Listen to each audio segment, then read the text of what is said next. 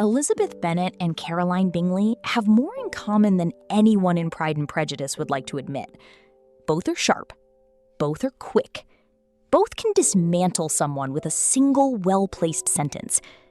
The difference isn't the weapon, it's what they use it for. And Austen, who gave them both the same tool, was making a very specific argument about what wit actually is, and what it reveals about the person wielding it. Will you not join us, Mr. Darcy? That would defeat the object. Why, that your figures appear to best advantage when walking, and that I might best admire them from my present position. How shall we punish him, Miss Eliza? Nothing so easy. Tease him. Laugh at him.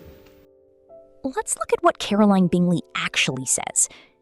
When Elizabeth walks 3 miles through mud to see her sick sister, Caroline delivers this verdict.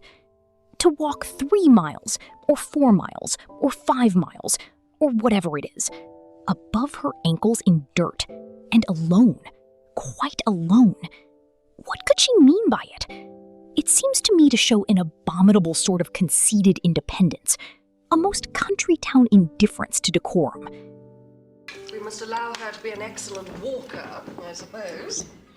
But her appearance this morning, she really looked almost wild. Hardly keep my countenance. What does she mean by scampering about the country because her sister has a cold? Her hair, Louisa. Or her petticoat. That's not a casual remark. That's a precision strike. She takes one action, frames it as a character flaw, and delivers it in a register that sounds like social concern, but is pure attack. When Darcy mentions Elizabeth's fine eyes, Caroline responds immediately, methodically dismantling Elizabeth's entire face. Her nose wants character. There is nothing marked in its lines. Her teeth are tolerable, but not out of the common way. And as for her eyes, which have sometimes been called so fine, I could never see anything extraordinary in them. They have a sharp, shrewish look. Then I confess I never did see any beauty in her. Her face is too thin, her complexion has no brilliancy, her features are, well, they're not at all handsome. Your coffee's over there. Feature by feature. Controlled. Devastating. And when Elizabeth leaves the room, Caroline turns to Darcy and delivers this. Eliza Bennet is one of those young ladies who seek to recommend themselves to the other sex by undervaluing their own. And with many men, I dare say, it succeeds. But in my opinion, it is a paltry device, a very mean art. She is accusing Elizabeth of doing exactly what she herself is doing, using social performance to attract Darcy. And she does it with perfect composure. Caroline Bingley is not unwitty. She is formidably witty. Austen makes that clear. Mr. Darcy. Good evening. What interesting relatives you have, Miss Elizabeth. I believe we have a mutual acquaintance. Personage of Lady Caroline. Now, look at Elizabeth. When Darcy and Caroline establish an impossibly high bar for what counts as an accomplished woman, music, languages, drawing, dancing, deportment, Elizabeth waits. And then, I am no longer surprised at your knowing only 6 accomplished women. I rather wonder at your knowing any. The word is applied to many a woman who deserves it only for painting tables or covering screens. I only know half a dozen young ladies who are truly accomplished. I'm no longer surprised at you knowing only 6 accomplished women, Mr. Darcy. I rather wonder at you knowing any. One sentence. The entire argument collapses. When Darcy tells her she's not worth dancing with, she laughs. She tells the story at his expense. She files it away and uses it later with precision.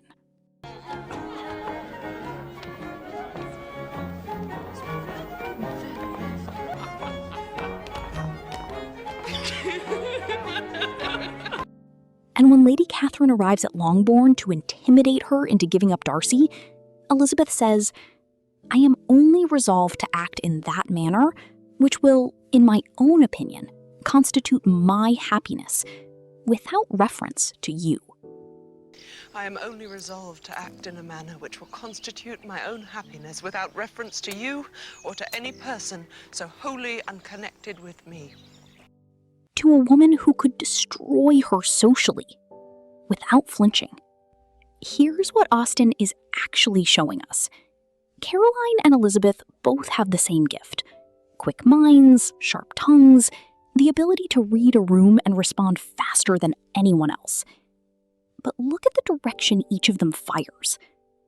Caroline aims down, at people she's decided are beneath her, at Elizabeth, who has no fortune, at the Bennet family, who don't follow the rules she's mastered. There is no risk in Caroline's sharpness. She only fires at targets that can't easily fire back. Elizabeth aims up. She challenges Darcy, one of the wealthiest men in England. She challenges Lady Catherine. She challenges the entire social hierarchy that says she should be grateful for whatever crumbs fall from the table. And here's the crucial difference. Caroline's wit serves exclusion.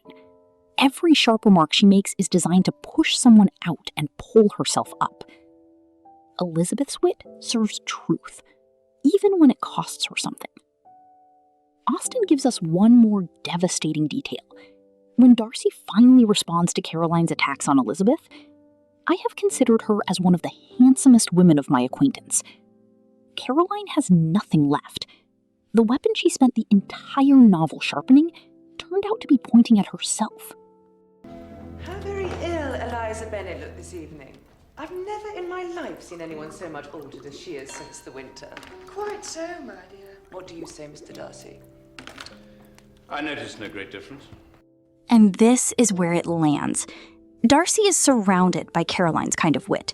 He's used to intelligence being performed, deployed carefully, aimed at the right targets, never threatening anyone with real power. Elizabeth is the first person who uses wit on him, directly, without apology. And it unsettles him completely. Not because he can't handle sharpness, he can, but because Elizabeth's sharpness is honest. He can't dismiss it as social positioning. She's not trying to impress him or exclude anyone. She's just telling him the truth. That's what he falls in love with. Not wit itself, but wit that doesn't need anything from him. Austen gave Elizabeth and Caroline the same gift, and then she showed us what character does to a gift. In Caroline's hands, wit becomes a wall, keeping certain people out, keeping herself safely above. In Elizabeth's hands, it becomes a door, forcing open conversations that everyone else has agreed to avoid.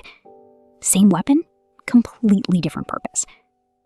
Tell me in the comments, can you think of a moment where Caroline's wit actually backfired on her?